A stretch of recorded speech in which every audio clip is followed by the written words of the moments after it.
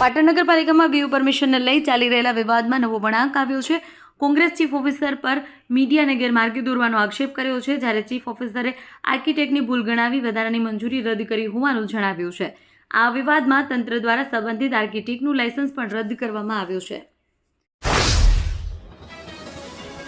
મહેસાણા એલસીબીનો સપાટો કડીમાં થયેલ ગરફોડ ચોરીનો ભેદ ઉકેલાયો। ફિલ્મી ઢબે આરોપીની ધરપકડ। વડોદરાની ગેંગ મહેસાણામાં હાથફેરો કરતી હતી। મોટે રૂમાલ માથે વિંગ પહેરી ચોરી કરવાની મોડસ ઓપરેટિંગ હતી, જે પર્દાફાશ થયો છે। મહેસાણા જિલ્લામાં વધતી જતી લૂંટ અને ગરફોડ ચોરીની ઘટનાઓને રોકવા પોલીસ અધિક્ષક હિમાંશુ સોલંકીની સૂચના કાર્યરત લોકલ ક્રાઇમ બ્રાન્ચને મોટી સફળતા મળી। કડી પોલીસ સ્ટેશન વિસ્તારમાં થયેલી એક મોટી ગરફોડ ચોરીનો ભેદ ઉકેલી પોલીસે એક રીઢા આરોપીને મુદ્દામાલ સાથે ઝડપી પાડ્યો છે। રમતગમત જ્યારે સમાજને જોડવાનું માધ્યમ બને ત્યારે દ્રશ્યો કંઈક અલગ જ હોય છે। આજે મહેસાણામાં 8 ગામ કડવા પાટીદાર સમાજ કેળવણી મંડળ દ્વારા આયોજિત શ્રી રામ ક્રિકેટ ટુર્નામેન્ટ 2024નો ભવ્ય પ્રારંભ થયો છે। વહેલી સવાર 7 વાગ્યાથી જ ગ્રાઉન્ડ પર યુવાનોનો જોશ જોવા મળ્યો। સમાજની 16 જેટલી ટીમો મેદાનમાં ઉતરી છે અને આખું આયોજન મંજુલાબેન ભગુભાઈ પટેલના સહયોગથી કરવામાં આવ્યું। સમાજના પ્રમુખ હર્ષદભાઈ પટેલે આ પ્રસંગે જણાવ્યું, યુવાનોની શક્તિને સાચી દિશા આપવા અને સમાજમાં ભાઈચારા વધારવા માટે આ ટુર્નામેન્ટ એક સેતુ સમાન છે। કાર્યક્રમમાં મહેસાણાના ધારાસભ્ય મુકેશભાઈ પટેલ, નાગરભાઈ પ્રગતિ, અનુપભાઈ પટેલ, હર્ષદભાઈ પટેલ, રિંકેશ પટેલ, ધીરુભાઈ પટેલ, જાણીતા લોક કલાકાર ગાયક સાગર પટેલ અને ઓપનિંગ સેરેમની કરી ટુર્નામેન્ટને ખુલ્લી મૂકી હતી, જેમાં સમાજના અન્ય અગ્રણીઓ સાથે મોટી સંખ્યામાં વડીલો, માતા બહેનો પણ હાજર રહ્યા હતા। જોવાનું એ રહેશે કે આ 16 ટીમોમાંથી કઈ team Shri Ram cricket tournament trophy પોતાના નામ કરે છે।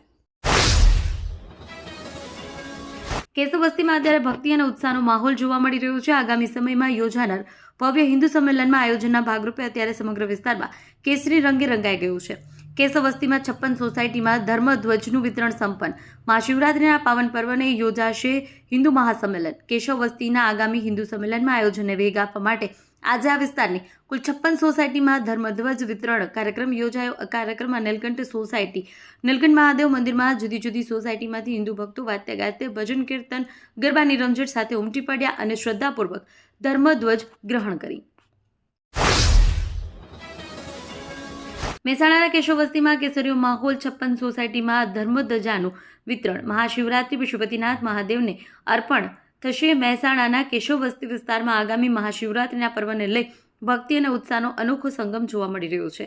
હિન્દુ મહાસંમેલન આયોજનના ભાગરૂપે સમગ્ર વિસ્તારમાં ધર્મધ્વજા વિતરણ અને ભવ્ય સાંસ્કૃતિક કાર્યક્રમોનું હારમાળા સર્જાય છે। ગાતે વાતે ધર્મધ્વજાનું આગમન થતાં તાજેતરમાં કેશવ વસ્તી અંદાજે 56 જેટલી સોસાયટીઓમાં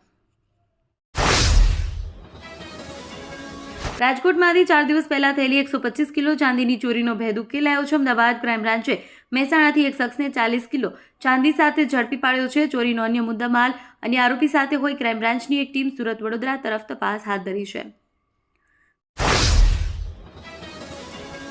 મહેસાણા સ્પેશિયલ ઓપરેશન ગ્રુપે બાલિયાસણા ગામની સીમમાં સફળ દરોડો પાડી નશીલા પદાર્થ ગાંજાના જથ્થા સાથે એક આરોપીને ઝડપી પાડ્યો છે। પોલીસે બાતમી મળી કે બાલિયાસણ ગામની સીમમાં બાસરિયા ચોકડી નજીક આવેલા કોહવાડા આટા વિસ્તારમાં નશીલા પદાર્થનું વેચાણ થઈ રહ્યું છે, જેના આધારે કાર્યવાહી કરાઈ।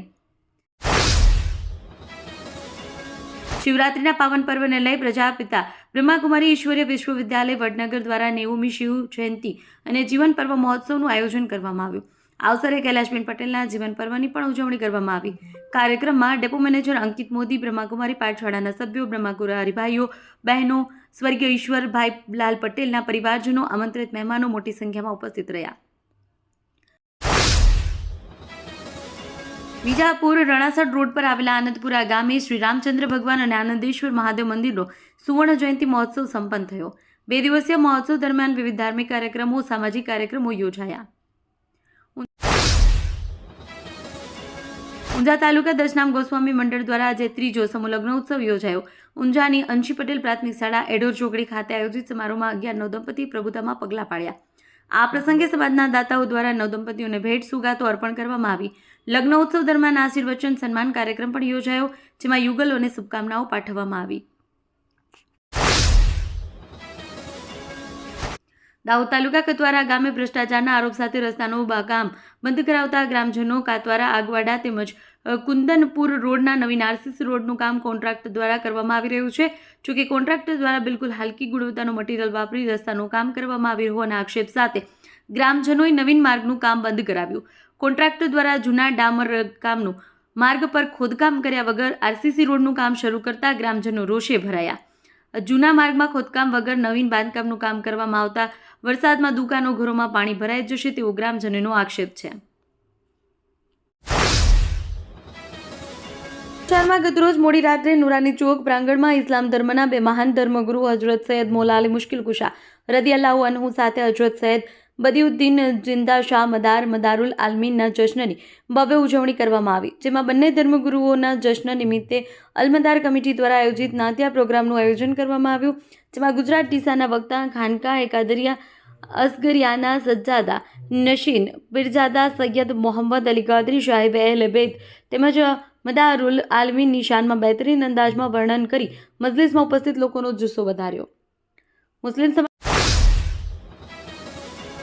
સમાજના બાળકો દુનિયામાં શિક્ષણ અને જનરલ નોલેજની સાથોસાથ બાળપણથી જ ઇસ્લામિક જનરલ નોલેજ થકી પોતાના ધર્મની શ્રેષ્ઠ વાતોથી વાકેફ થાય એ પોતાના ઇસ્લામિક નોલેજ વડે દીન દુનિયાના શિક્ષણનો અને પોતાના સંસ્કારોનો પાયો મજબૂત કરે તેવા આશય સાથે ગત મોડી રાત્રે કાલોલ મુસ્લિમ ઉલમાએ કિરામ અને મુસ્લિમ સમાજના અગ્રણીઓ દ્વારા કાલોલ શહેર મધ્ય આવેલી મોહમ્મદ મસ્જિદ સંચાલિત મદ્રાસામાં આયોજિત દર વર્ષની જેમ આ વર્ષે પણ મોહમ્મદી મસ્જિદમાં વાર્ષિક જશ્ને દસ્તારે હિફઝ પદવી સમારોહ સાથે મદ્રસાના બાળકો માટે વાર્ષિક જલસાની ઉજવણીનું આયોજન કરવામાં આવ્યું.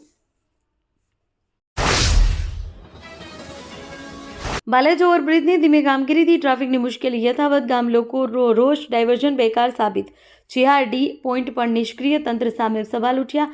બાલેજ ખાતે નિર્માણાધીન ઓવરબ્રિજની અત્યંત ધીમી કામગીરીને કારણે ટ્રાફિકની ગંભીર સમસ્યા ઊભી થઈ છે. ટ્રાફિક ડાયવર્ઝન માટે કરાયેલી વ્યવસ્થા અસરકારક રીતે અમલમાં ન આવે, જેના કારણે નાના મોટા તમામ વાહનો સીધા બાલેજ ગામમાંથી પસાર થઈ રહ્યા છે, જેને કારણે ગામ લોકો ભારે પરેશાન બની ગયા છે. રોજબરોજ વાહન ચાલકો અને સ્થાનિક લોકો વચ્ચે ઘર્ષણ જેવી પરિસ્થિતિ સર્જાય છે. ગામના માર્ગો પર વધતા ટ્રાફિકના દબાણને કારણે સામાન્ય જનજીવન પ્રભાવિત બન્યું છે અને સુરક્ષાને લઈને પણ ચિંતા વધી છે. ધારાસભ્ય ચેતર વસાવાની ઉપસ્થિતિમાં ઝઘડિયા ખાતે વિશાળ પરિવર્તન સભા યોજાઈ. પરિવર્તન સભામાં ખૂબ મોટી સંખ્યામાં ભાજપ, કોંગ્રેસ સહિત અનેક સામાજિક આગેવાનો, નિવૃત્ત કર્મચારી, લોકો, આમ આદમી પાર્ટીના લોકો જોડાયા હતા. આ સભામાં હજારોની સંખ્યામાં લોકોએ હાજરી આપી અને પરિવર્તન સંકેત આપ્યા. કાર્યક્રમ દરમિયાન ધારાસભ્ય ચેતર વસાવાએ જણાવ્યું હતું કે આજે બલેશ્વર ઝઘડિયા વિધાનસભા આમ આદમી પાર્ટીની પરિવર્તન સભા હતી અને સભામાં ભાજપ, કોંગ્રેસ, બીટીપી સહિત સામાજિક સંગઠનો અને આગેવાનો, નિવૃત્ત અધિકારીઓ, કાર્યકર્તા આપમાં જોડાયા અને તમામનું સ્વાગત કરું છું. અગાઉ કોંગ્રેસનું શાસન હતું.